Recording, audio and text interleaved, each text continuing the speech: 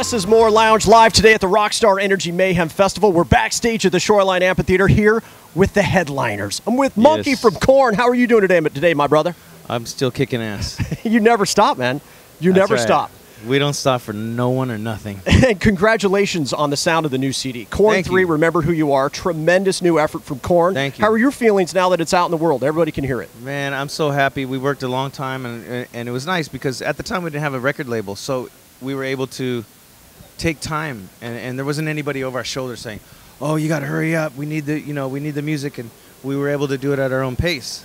And so we took our time with it and sort of, tuned it and got that anger back, and working with Ross Robinson, and it's cool to have it finally reach the people after a long process, as making records. Bro, absolutely. Takes a while. Writing the record, then recording the record, then going out on the road and supporting the record. As a guitar player that normally with Korn years past, there's been a duo of guitar players in the studio and on tour. How did you adapt to a one guitar player for this new CD, or did you bring in some studio help? You know what? Well, we did Take a Look at the See You on the Other Side, and then the last one, Untitled. So I had a little bit of time to get used to being a single guitarist in the studio, and it's nice because it's really helped round me out as a player, as a songwriter, and it's made me sort of not rely on anybody else. I got to kind of I got to take the bull by the horns and handle it. So working on this new record, I sort of had my head wrapped around like, okay, I got to do the left and the right and both rhythm tracks, and then having Ross Robinson in the studio. He's a guitar player, so I'm able to bounce ideas off of him. Wow. And working with different alternate parts, different chord voicings. He was able to really help me through that. So. And you brought in a new drummer as well. Yeah, man. Ray Luzier. Dude. I'm thinking, how's that guy even available? That guy's awesome. He's so good. It's just when we were in the studio writing, he's been touring with us for a couple years now. So he was able to really wrap his head around the Korn, the catalog of songs that we've had until now, and then bringing him in, writing the new songs with him. He had a good idea of like what we were about and stuff, and it's cool because for the last two albums before there's so many records, man. Before this Korn 3, Remember Who You Are, we had sort of like Terry Bozzio, Brooks Wackerman. We had a lot of drummers that sat in, right? Even Joey Jordanson Absolutely. For a tour, and so it was always like, well, there was always this temporary drummer thing, But now with Ray, it's kind of like he wrote the record with us. He's part of the band now. It just brings us more of a solid foundation. I agree. To rebuild Korn and a stronger. It's like the bionic Korn. We'll rebuild it stronger. You know what I mean? It feels like that too. It's like a breath of fresh air, sort of. It's really cool. I can't say enough good things about the guy. Backstage at Mayhem with Munkey, guitar player from Korn, and you guys just recently performed live in a corn field. Yeah, it was actually it was a wheat field, but was it bionic corn? No. Was there any strange visitors in that crop circle? Were you calling to the beyond? Yeah, there's a few people from my high school. That's strange. I'm a little bit interested of the premise and where the idea came from. Well, it was something that we were inspired by. You ever seen Pink Floyd live at Pompeii? Yeah.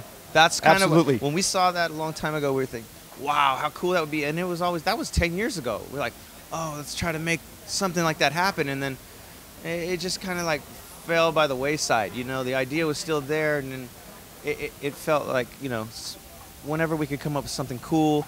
Being outside of Bakersfield, we had this company from the UK come in and create these crop circles, and that is awesome. It just all fell together at the right time because with promoting the new record and everything, it was just it's really intimate. When I've seen the footage, it's us, the band, and like the sky. You know what I mean? There's a few crew guys walking around, and that's it. Some great aerial helicopter shots and stuff. So. What kind of equipment did you use as a guitar player to set up the sound for that event?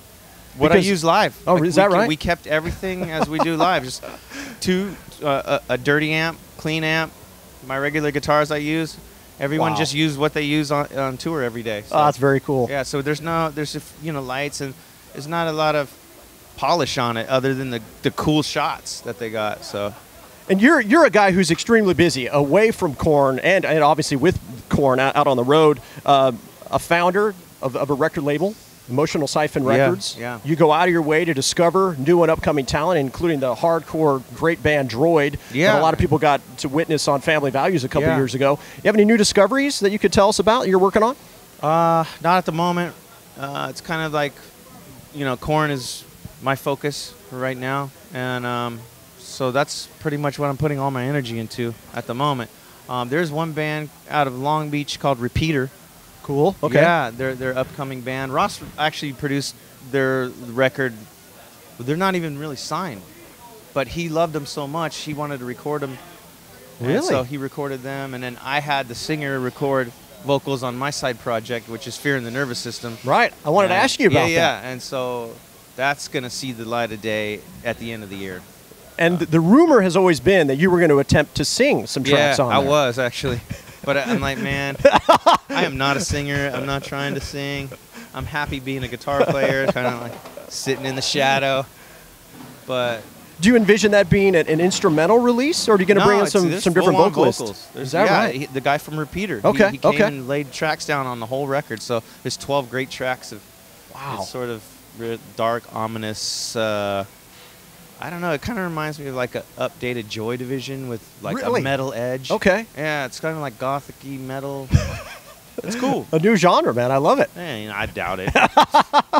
Cannot wait to hear it. Here we're backstage at the Mayhem Fest with Munkey, lead guitar player from the band Korn, a band that just killed it recently on the Jimmy Kimmel Show. Yeah, that was a lot of fun. When you prep for a national TV audience, do you change anything about your live performance in your head or anything, or is it just you do what you normally do? We just do what we normally do. No change at all? Nothing. I mean, you have to go. It's weird because when you go on TV and we're so used to going at our pace, and we're the boss. Right. When you get a director on a TV show or a producer, and they're like, okay, ready, go. You tell me what to do. Like, all right, let's do this, So it's sort of like, you kind of got to get used to going to their time, and being right on the clock. And we're not used to that. So that's the only odd thing, and that's the only thing we have to change is like the mentality of going on their schedule. Right, that makes sense. But it's for the it reaches lots of people, and it's cool because there's an actual audience. It's not some stale in studio where everyone's sitting down. Yeah. It's like the crowd's right there. You have the interaction, the energy, the transfer between the crowd being in your face, and you get a feed off the crowd and make it a real concert. Absolutely. That's what it looked like. It looked like you guys were absolutely loving the vibe of a very intimate setting because, how often do you get to play in front of just 50 people or so? I mean, it looked amazing. Yeah, it was really cool. It was a good experience. And I think that was the 4th time, playing on Kimmel. He's really cool, man. He's a good dude. He loves the metal. Man, he's a metalhead. Thank God for that. Yeah, right? Dude, thank you for your time today, man. Yeah, dude. I absolutely appreciate it. Cool. Nothing but the best of luck for you guys on the rest of the Mayhem tour. Right on. It was a pleasure meeting you.